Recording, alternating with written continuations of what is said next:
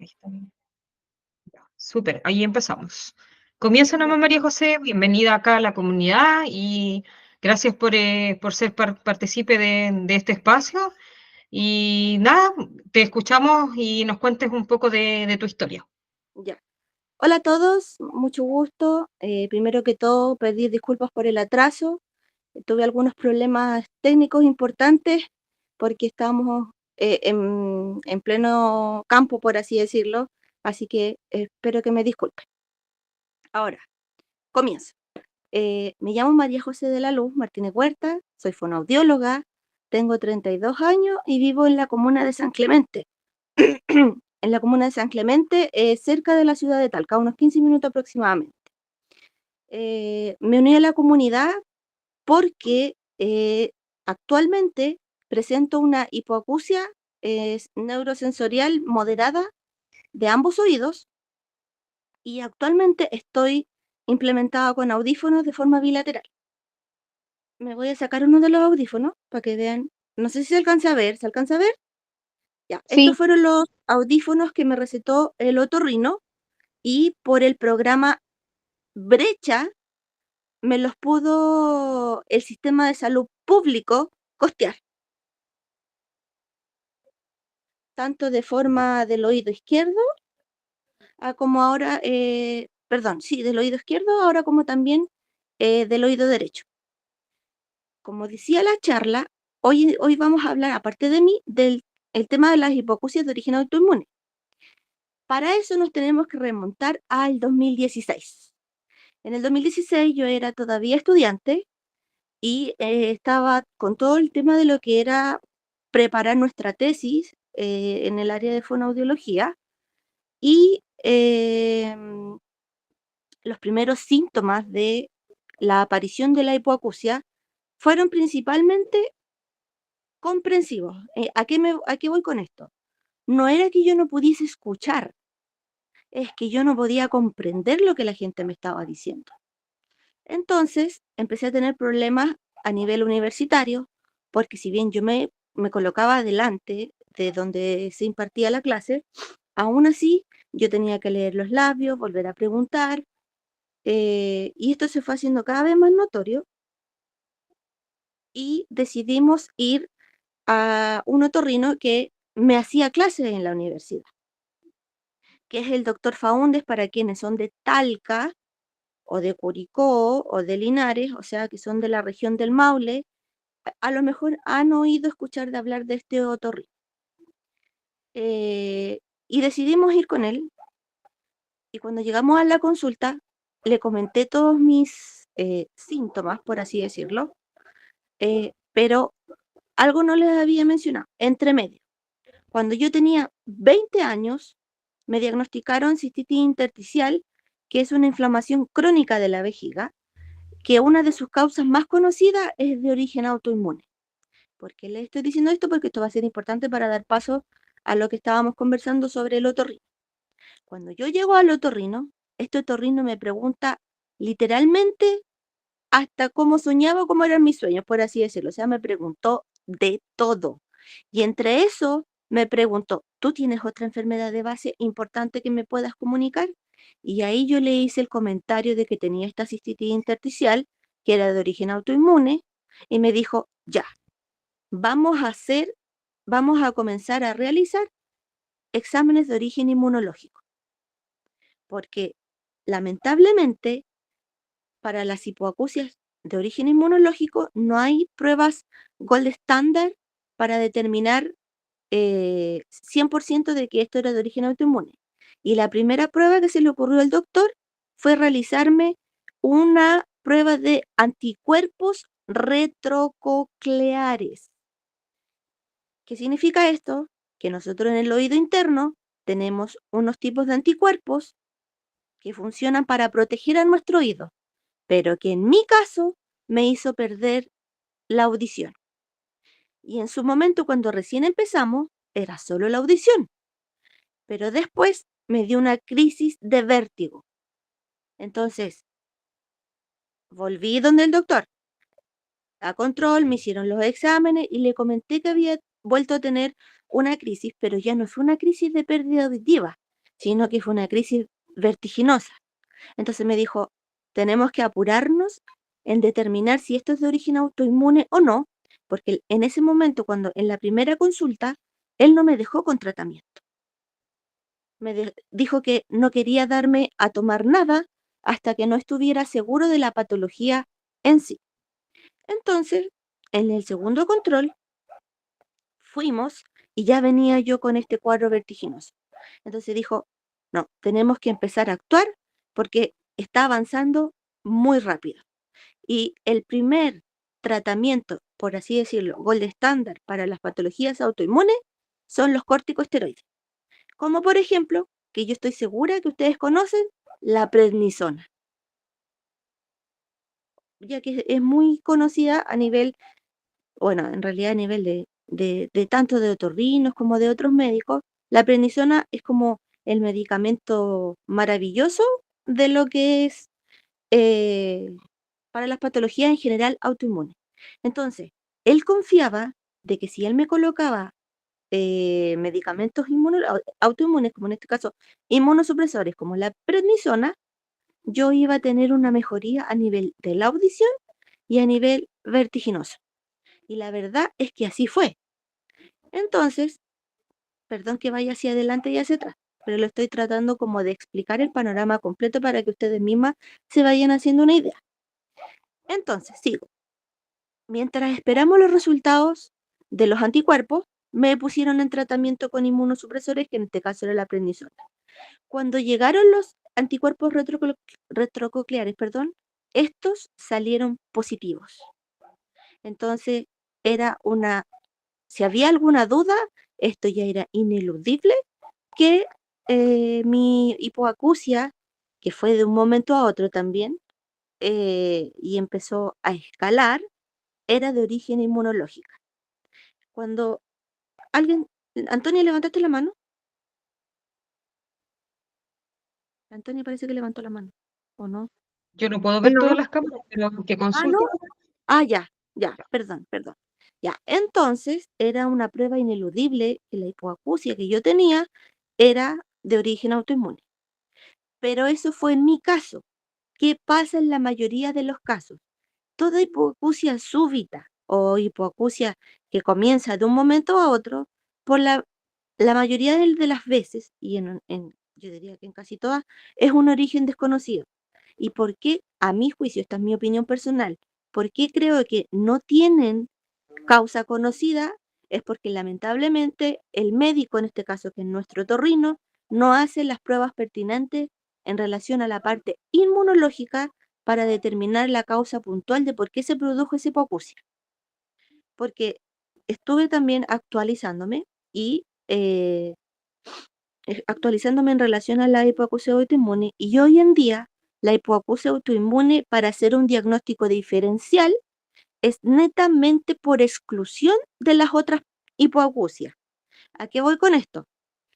Si la hipoacusia neurosensorial no fue por un daño a la cóclea, no fue por un daño al nervio vestibular puntual, no fue por un Menier, no fue por un golpe, no fue por un ruido, se tienen que tomar medidas a nivel inmunológico para determinar si ese paciente tiene o no tiene una enfermedad autoinmune. Principalmente se asocian esta hipoacusia autoinmune a las siguientes patologías: lupus, artritis reumatoide, granulomatosis de tipo 1, y en este caso, que es más raro, amivasculitis, que en este caso es vasculitis tipo B-C. Entonces, como les estaba diciendo, los diagnósticos, la confirmación diagnóstica de las hipoacusias autoinmunes va a depender de que el doctor les mande a hacer, en este caso, los anticuerpos, así como también el doctor haga otras pruebas inmunológicas para saber si es la patología de base la que les causó esta hipoacusia. Como esta hipoacusia es de origen autoinmune, suele ser bilateral. ¿Por qué? Porque tanto tenemos anticuerpos retrococleares tanto en el oído izquierdo como en el oído derecho. Entonces, si tenemos una audiometría que muestra una hipoacusia neurosensorial en ambos oídos y suele ser bastante similar una audiometría de un oído con una audiometría de otro oído y excusamos las otras posibles causas de la hipoacusia, perfectamente podríamos decir o tener en este caso un argumento válido para decirle al otorrino o a la persona que nos ve la hipoacusia, ¿sabe qué, estimado? Me gustaría que por favor usted me pudiese hacer o derivar al especialista correspondiente para hacerme pruebas de origen inmunológico. Y ahí obviamente entramos a un nuevo mundo, porque por lo general son patologías de base, como las que nombré, bastante complejas, las que van generando este tipo de daño a nivel interno. Una de las complicaciones que lamentablemente yo tengo, como les explicaba, yo tengo una vasculitis. ¿Qué es una vasculitis? La vasculitis es la inflamación de todos los, eh, ¿cómo decirlo para que me entiendan? De todas nuestras venitas y de nuestros capilares, de nuestras arterias, de nuestras venas, de todo nuestro cuerpo. Estas se endurecen, se inflaman, se endurecen, perdón, y se rompen. Entonces, en el caso mío, lamentablemente, sufrí microhemorragias a nivel del oído interno. Y no solo del oído interno que dañó, en este caso, el nervio auditivo, también dañó a nivel del nervio vestibular. Pero me saqué el loto, yo le decía a mi mamá, ¿por qué me saqué el loto? Porque posteriormente, lamentablemente, mi daño llegó al cerebelo. Y actualmente, aparte de la hipoacusia bilateral que tengo, sufro de vértigo central. ¿Qué quiere decir esto? Que mi comando cerebral, o en este caso, quien se ocupa del equilibrio a nivel del cerebro, sufre un daño. Estuve un tiempo con muletas, estuve con cuello ortopédico, pero como dicen que uno nunca tiene que perder la fuerza y las ganas de vivir, hoy en día, gracias a Dios, ya no uso muletas y ya no uso cuello ortopédico. Así que eso para mí es un avance. Como les comentaba también, yo soy fonoaudióloga. Como dice el dicho, cuchillo de herrero, no, ¿cómo es? Algo de herrero y del palo, pero que ustedes me imagino que se saben ese dicho, porque me enredé yo sola. Ya, pero la cosa es que soy fonoaudióloga y en su momento, cuando ejercía, era fonoaudióloga del área audiológica. O sea, atendía a niños que tenían problemas de sensibilidad, percepción de sensibilidad, problemas auditivos y también mi población más, eso, casa de herrero, cuchillo de palo, eso, era eso, perdón.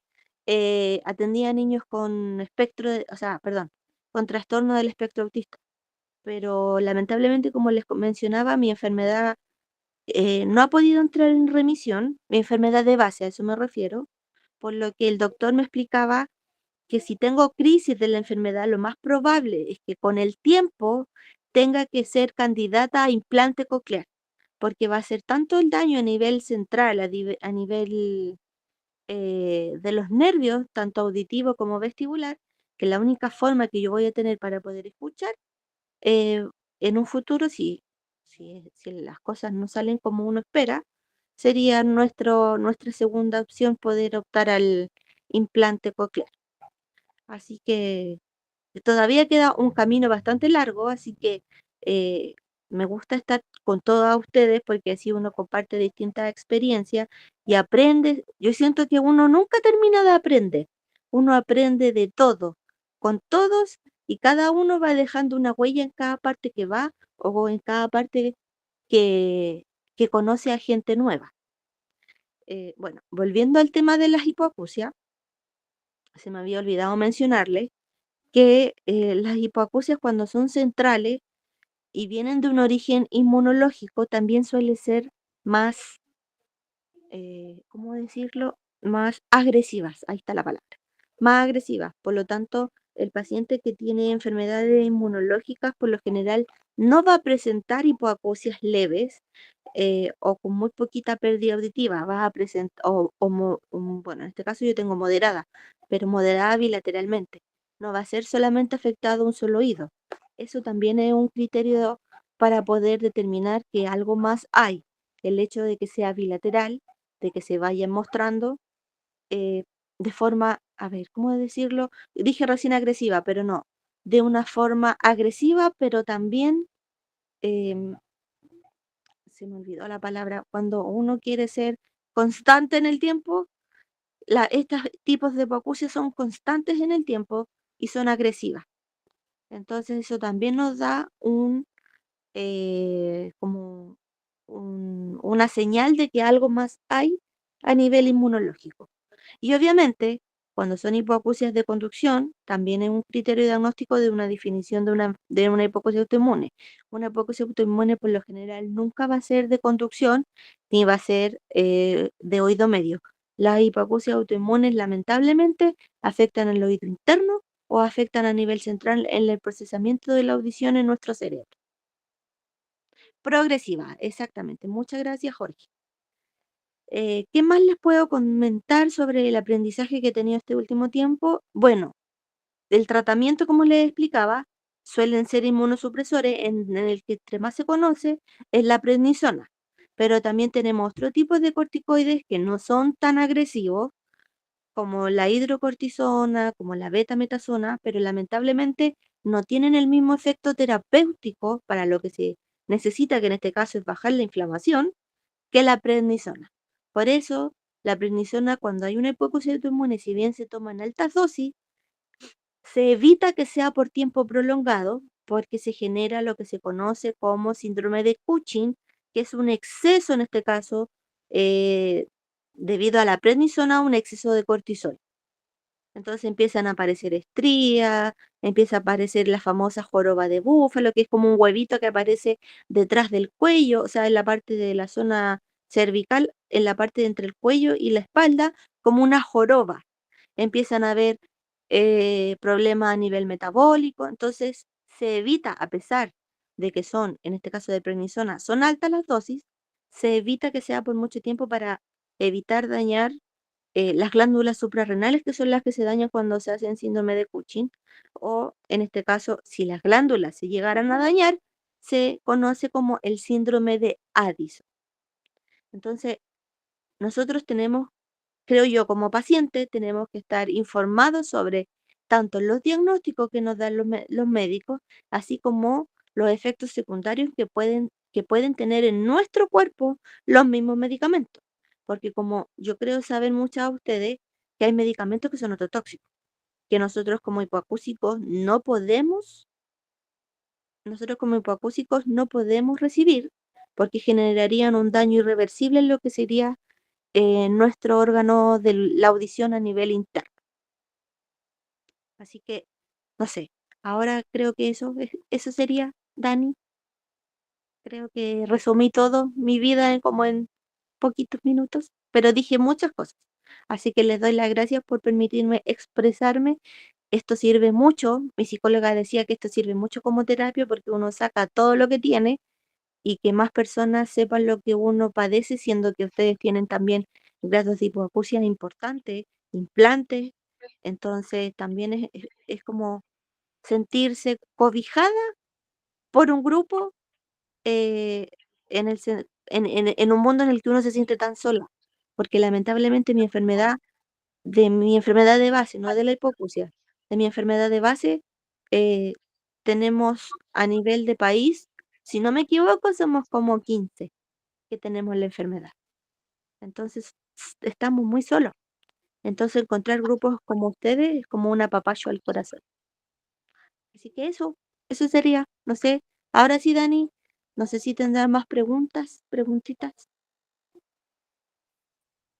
Muchas gracias por la experiencia bonita que acabas de contar y la verdad que también agradezco este espacio que hayas podido contarnos porque, pucha, yo de forma sincera, para mí es algo nuevo y aprendo de poder escuchar de los demás.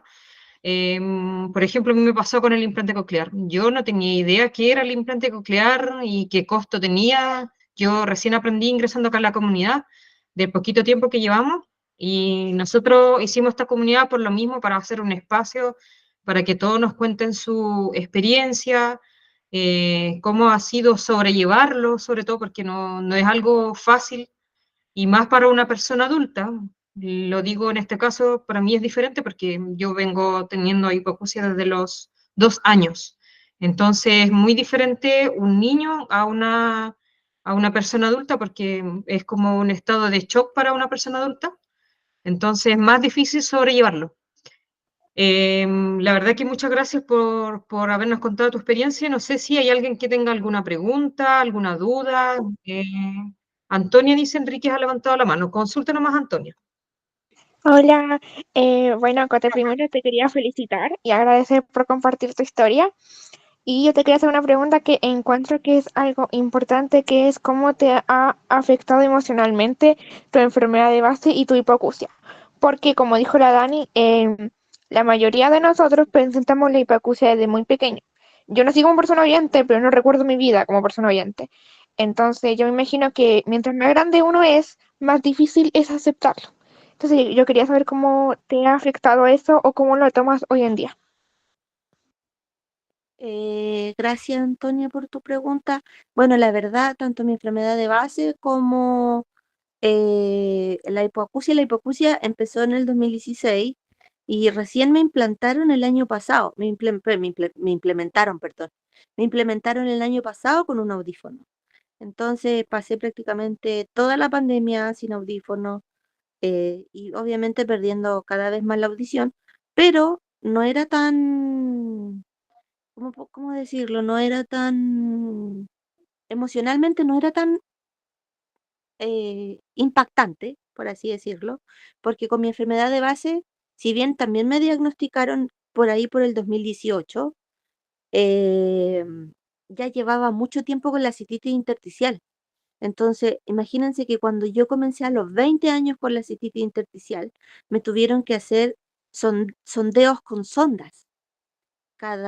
No sé, hubo un tiempo en que me hacían sondeo, en este caso con sonda, directamente a la vejiga, casi toda la semana. Entonces, imagínense el dolor a nosotras, las mujeres, que tenemos las dos cosas separadas, me refiero a lo que es el aparato reproductor femenino con la uretra, está separado. Entonces, imagínense sondeos con sonda todos los días por un periodo aproximado de 6 meses. Entonces, como que ella estaba, aunque suene un poco extraño lo que voy a decir, ya estaba acostumbrada al dolor. Y actualmente estoy acostumbrada al dolor. Obviamente tengo mis días y cuando recién empezó yo decía, ¿por qué a mí? ¿Por qué a mí? Yo pensaba, me enojé con Dios, me enojé con mi mamá, me enojé con mis amigos, me enojé con todo el mundo. Tuve un duelo puntual, que me llevó harto tiempo. Estuve con psicólogos, que dicho sea de paso, todos los psicólogos a los que he ido me han dado de alta porque ellos consideran que no tengo depresión ni trastornos de personalidad, no tengo ningún tipo de necesidad de ir al psicólogo. Pero yo creo que eso siempre, esa es la necesidad, siempre está. Pero respondiendo a la pregunta que dice Antonia, al principio mi enfermedad de base me costó mucho porque tuve que aprender a vivir con el dolor. Y una persona aprender a vivir con el dolor constante, con el dolor crónico, es muy complejo. Y después cuando me diagnosticaron la hipoacusia y me dieron los audífonos, ahí ya fue como un retroceso. ¿Por qué? Porque cuando yo recién me puse el primer audífono, empecé con vértigos, con dolores de cabeza, eh, escuchaba mal, me sentía incómoda y dicho sea de paso me miraban raro porque se veía el audífono. Entonces me preguntaban, ¿y eso qué es? ¿Para qué sirve? Y ahí yo tenía que explicar. Es un audífono, sirve para escuchar mejor, porque yo tengo pérdida auditiva. Ah, eres sorda, lo primero. Ah, eres sorda. Eh, bueno, sí, pero con este audífono yo logro escuchar, puedo entenderte, etcétera, etcétera, etcétera. Y por lo general recibí ese tipo de comentario de gente mayor. En el caso de los niños era, ¿y eso qué es? Es un audífono. Porque tengo pérdida, o sea, escucho menos. Ah, pero es como un audífono mágico. Sí, les decía yo, es como un audífono mágico, sí, sirve para escuchar, etcétera. Así que fue mucho más fácil pasar el tema de la adaptación de los audífonos en una población infantil que con la población adulta. Así que eso. Eso, Antonia. Espero haber respondido tu pregunta. Alguien hizo una pregunta Tenía como Pascual, por sí. mensaje. Quería consultar cómo se determinó en tu caso que hubo daño vestibular y no de la cóclea. Gracias. Ah, ya. Porque me hicieron pruebas del octavo par y me hicieron también un examen. Es que no sé cómo, no me recuerdo bien cómo se llama este examen, pero es un examen que lo hace, en este caso lo hace el tecnólogo médico, pero lo tiene que mandar a hacer el otorrino. Pero en este momento no recuerdo el examen, pero les voy a explicar en qué funciona. A nosotros, los pacientes nos colocan como en una cabina abierta, abierta hacia la parte trasera, pero nosotros como que entramos y quedamos en la cabina. Nos ponen un arnés para sujetarnos, que de hecho sea de paso, no tenemos que sujetar. Y nos ponen una venda en los ojos. Y con este arnés y con esta venda nos envían estímulos como por ejemplo caminar. Entonces uno se supone que tiene bien el área vestibular, el centro del equilibrio y la parte auditiva, uno debería responder sin caerse. En cambio, en mi caso, salí muy mal del examen porque en el primer ejercicio, mal, me resbalaba todo el tiempo. Después te mandan otro estímulo en donde se supone tú estás caminando en un lugar sin luz. También salí mal. Y en este momento no me acuerdo el tercer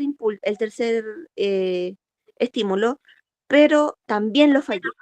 Entonces, con la prueba del octavo par, más esta prueba, determinaron que había un daño central, un daño vestibular y un daño central a la vez. O sea, había un daño en el cerebelo y además en el nervio auditivo, o sea, perdón, en el nervio vestibular. Y obviamente también, en su momento, tuve lo que se conoce vértigo paroxístico benigno, que es el vértigo de las posiciones, para que ustedes lo puedan entender, en el sentido de que uno se para, se marea, se acuesta, se marea, se da vuelta, se marea. También en ese momento tuve ese tipo de vértigo, pero ese vértigo ya era de tipo periférico. O sea que si bien afectaba a los canales semicirculares, que este famoso, yo le digo una patita, que es así son 3 canales semicirculares, más el potito, le digo yo. Eso es lo que está afectado principalmente en el vértigo paroxístico y también en el Menier. Ojo, el Menier, creo que hay 2 personas de este grupo que tienen Menier, que también se le afectan los canales semicirculares porque su gelatina, yo le digo, eh, se vuelve más espesa, se salidifica más y lo que hace que vaya más lento y genera esa sensación de vértigo.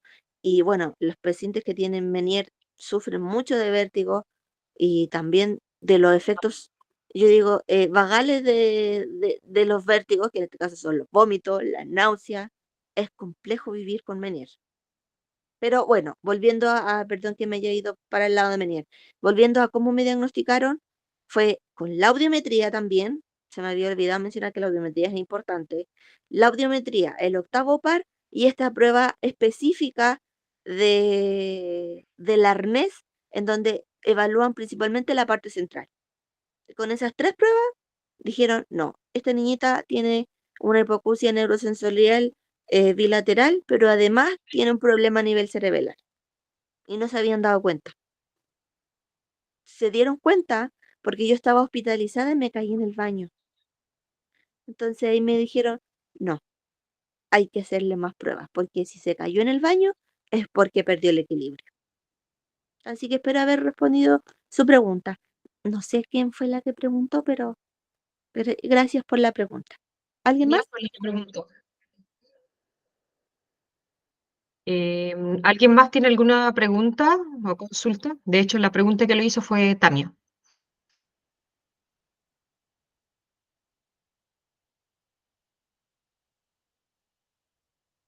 ¿Alguien más que tenga alguna consulta o pregunta con este tema? Súper importante, la verdad que es bueno aprender de ello porque nosotros nos enfocamos en la simple hipoacusia, que la mixta, y así, pues, o sea, no nos enfocamos en eso y como que si no hubiera nada más. Y con el tema de cuando dice la María José, ah, tú eres sorda, es como lo primero que nos describen cuando nos encontramos con personas así en todos lados. Sí. No sé si alguien más tiene alguna pregunta, chiquillos, chiquillas, para que aprovechemos el espacio. No, parece que no. Hola, Jimena Jimena. Mosquera levantó la mano. Consulte nomás. Hola, buenas noches. Buenas. Bueno, primero que todo, gracias por esta instancia. Y a María José, muchas gracias por contar su historia, que yo la felicito de verdad porque esa actitud positiva que tiene es muy admirable. Y en mi caso es mi hija de 15 años, que hace 2 años de la nada le apareció la hipoacusia súbita en el oído derecho. Y como fue todo tan poco común, a ella le hicieron el examen para determinar si era autoinmune, porque nos preguntaban si había tenido un golpe, o sea, todo lo que María José mencionó. Y como no había sido nada de eso, sino que de un momento a otro nos dijo, siento un pito en el oído, partimos a urgencia y a la semana en la audiometría ya nos dijeron, no, perdió audición y todo eso. Eh, de tantos exámenes de otorrino y de todo eso, después nos derivaron a una inmunóloga y le hicieron ese examen que María José mencionó. A mi hija, gracias a Dios, le salió negativo. Y bueno, pues más que pregunta, quería agradecerle y felicitarla por la actitud positiva que tiene ante la vida. Y muchas gracias por compartirnos su historia. Ah, muchas gracias. Bueno, como siempre digo, siempre que tengan dudas, consultas, literalmente yo llevo más de 10 años en el hospital por mi enfermedad de base, entonces me conozco los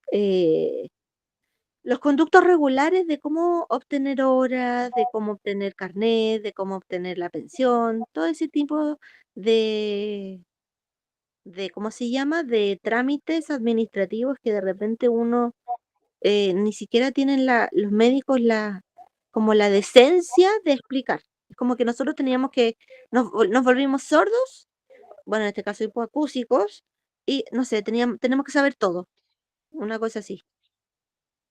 Ah, Jimena levantó la mano de nuevo y alguien hizo una pregunta por interno. Sí, lo vamos a leer al tiro. Ya. Jimena, ¿tenías alguna otra consulta?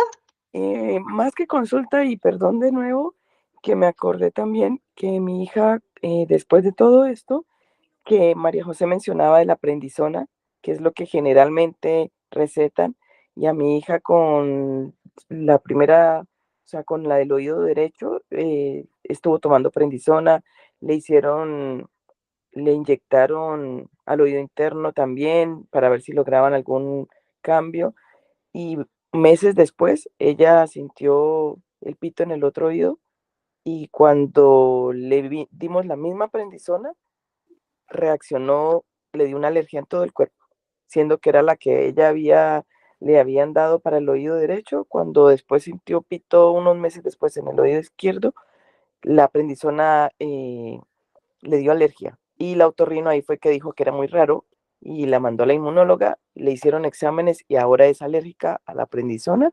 Y bueno, lo de la inmunidad, la autoinmune sí salió negativo. Eso, gracias. Estimada Jimena, yo le recomiendo, si es que tiene los medios, volverle a hacer exámenes inmunológicos, porque lamentablemente las enfermedades inmunológicas se esconden,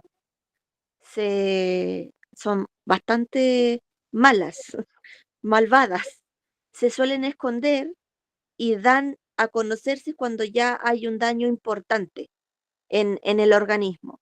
Por lo tanto, si ella está presentando este tipo de reacciones alérgicas, yo diría que casi anafilácticas, es importante quizás volver a repetir los exámenes inmunológicos para descartar efectivamente que no sea una patología inmunológica. Aún si la doctora ya se los hizo, lo ideal sería hacerse un chequeo cada 6 meses, o en este caso 2 veces al año, porque las enfermedades autoinmunológicas, o sea, perdón, inmunológicas se enmascaran. Eso quería decir, se enmascaran.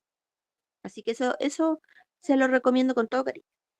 Muchas gracias. Alguien preguntó algo por interno, Dani, pero no sé quién fue. Dani tiene el micrófono apagado. Perdón. ¿La artritis te dio después de haber comenzado a tomar la prednisona? Ya, no. Yo no tengo artritis reumatoide. La artritis reumatoide es una enfermedad inmunológica. La prednisona sirve para aliviar la sintomatología de la artritis reumatoide. Creo que ahí a lo mejor me entendió mal y pensó que la artritis me dio por la prednisona. Y no, la prednisona es el gold estándar para las enfermedades de origen inmunológicas, porque su mecanismo de acción es muy rápido.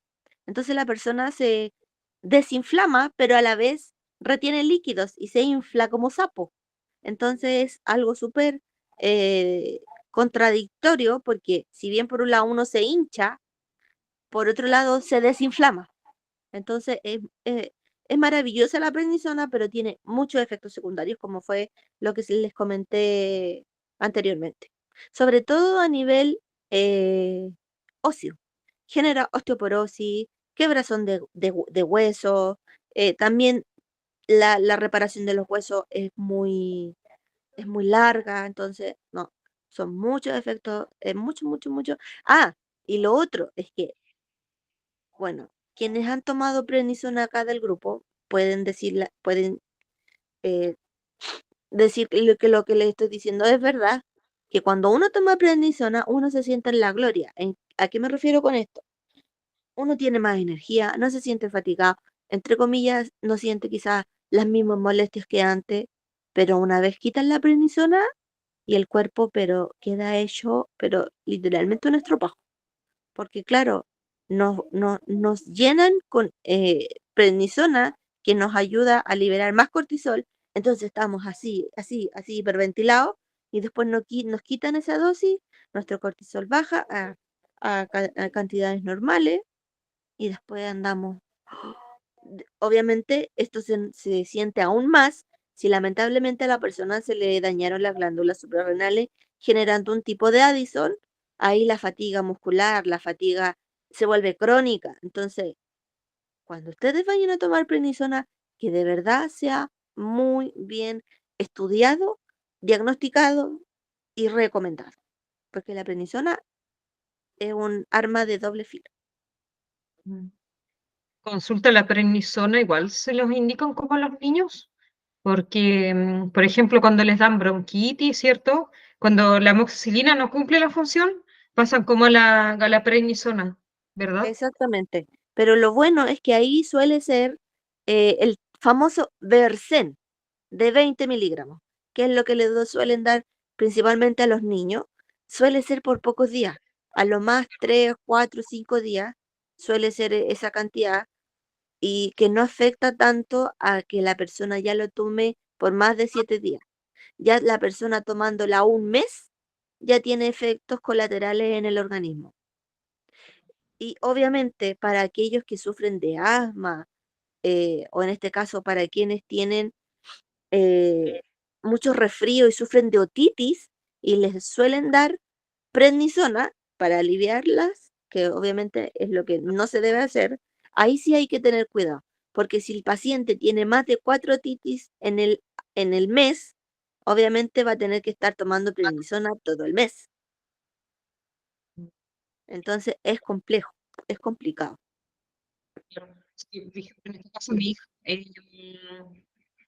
ella es asmática, ella tiene su antecedente o sea, antecedentes crónicos más que nada, y ya estamos con broncopulmonar y todo, pero siempre le están como diagnosticando ese medicamento, que si la amoxicilina no cumple, pasamos a a la prednisona.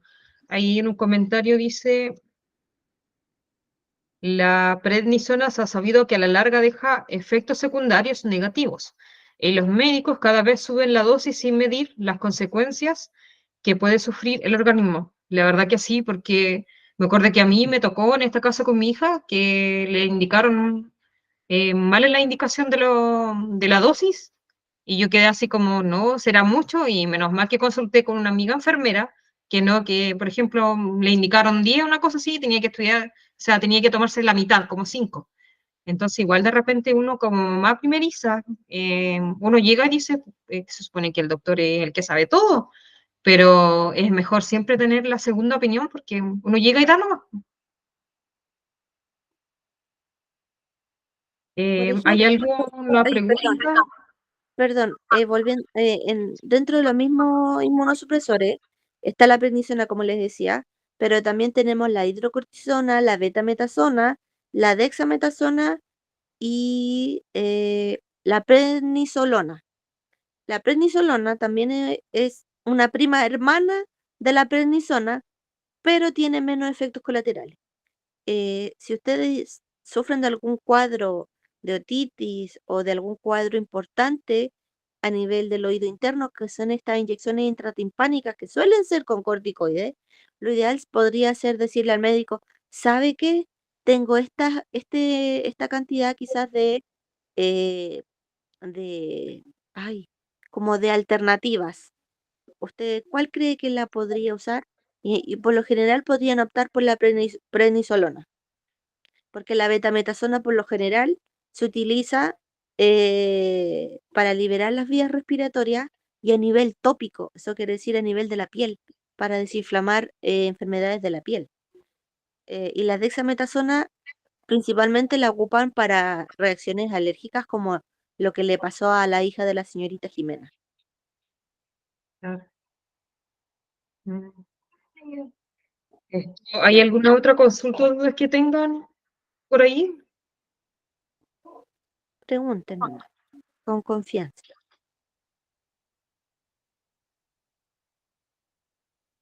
No sé si hay alguien más que quiera consultar. Bueno, aprovechar el espacio. Información de último minuto. Mañana vamos a tener un live en la comunidad Hipoacusias Chile junto a Shirley, porque ella va a tener una actividad extras programáticas y nos va a contar más o menos los panoramas que va a hacer en La Serena o Coquimbo, creo. La verdad que con tanta información que de repente se me olvida, pero sé que es en el norte. Y yo estoy acá en el sur de Chile. Y para que sepan las personas que están conectadas, vamos a subir la información ahora en un ratito más igual. Y va a hablar el tema del carnet, para obtener el carnet de la credencial de discapacidad, el banco de audífonos y pilas que ella está organizando igual y lo va a hacer el mañana porque yo desde la otra semana yo ya no voy a hacer talleres, nos vamos a tomar una semana de descanso hasta agosto. Así que ahí recién vamos a retomar todos los talleres que son los viernes. Los talleres siempre se van a hacer 3 veces al mes o 4 veces al mes, pero siempre van a ser día viernes, para así no tratar de quitarles el fin de semana y así aprovechar a estar con la familia. Así que eso, no sé si hay alguien más que quiera hacer alguna pregunta, alguna consulta que tengan por ahí. Parece que no. No, parece que no. No sé si hay alguien más que está en el PC para que nos puedan sacar una fotito y prendamos las camaritas, porque yo acá mi computador no me pesca para poder sacar la... Mañana van a hablar temas de la pensión. Carolina Peña, yo creo que sí. De hecho, mañana hay que aprovechar el espacio que vamos a hacer en el live con Shirley. Tienen que conectarse al Instagram para que vayan a hacer todas sus preguntas allá. Podríamos activar las camaritas y si alguien nos puede sacar una fotito y después nos envían las fotos por Instagram, por favor. Porque a mí el computador no me pesca de los teclados. No sé si hay alguien que lo pueda hacer. Estimada, Yo voy a retirar quiero decir que es importante en todo tipo de enfermedad en todo tipo de patología, sea grave, moderada, severa, profunda, leve, uno tiene que tratar de encontrar algo en que apoyarse. En mi caso, ha sido obviamente mi entorno más cercano, pero también la pintura. La pintura de ojos, de mandalas, de libros. No les quiero mostrar la colección de lápices que tengo porque se van a impresionar, es mucho, pero eso sirve, apoyarse en eso para poder desestresarse, porque a veces la patología no es tan, no es tan terrible de sobrellevarla. Es difícil sobrellevarla por la sociedad en la que vivimos actualmente. Ese es el problema. Entonces necesitamos poder apoyarnos nuestras autoestimas, nosotras mismas y nosotros mismos. Amanda Trejo, linda, gracias. Eh, entonces, como les decía, es importante tener una vía de escape para poder sobrevivir en esta sociedad, que eso es lo que yo creo que hace aún más difícil poder sobrellevar. Así que muchas gracias por este espacio. Un beso a todos y todas y espero que nos sigamos viendo y ojalá poder hacer la fonda. Oye, sí, esperamos poder juntarnos en Santiago en diciembre, que sería ideal. No les quiero adelantar noticias, pero vamos a tratar de hacer una reunión general con todos los que están en el grupo de la comunidad de Pucos de Chile. Así que yo creo que lo vamos a hacer el otro mes. Ya estamos a una semana, 2 semanas más para estar en agosto. Y vamos a hacer una junta para ver qué podemos hacer. Pero igual les tengo noticias, no son malas, son buenas noticias, pero no los quiero adelantar, así que quiero dejar todo listo primero antes de empezar con eso. Antonia había dicho que nos podía sacar fotitos, Antonia. Sí, pero que prendan las cámaras, porque aparecen puras cámaras apagadas, entonces, eso. Ya, esto. Prendemos las cámaras entonces y ahí nos dices tú cuando estemos todos listos. Ok. Están casi todas las cámaras prendidas, faltan 4 que prendan. Mía. Ya, la pueden prender por FIS, porque las vamos a subir al Instagram por la participación. Y a Bárbara con María José les va a llegar un diploma por la participación en la comunidad de Pocos de Chile, así que se lo voy a enviar por interno. Ah, qué lindo.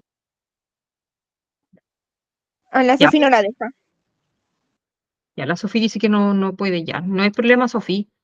Ya tú nos Ya no. dices lo más alto. Sí, ya van a sacar la foto ahora, así que sonrían. Ya, ahora sí.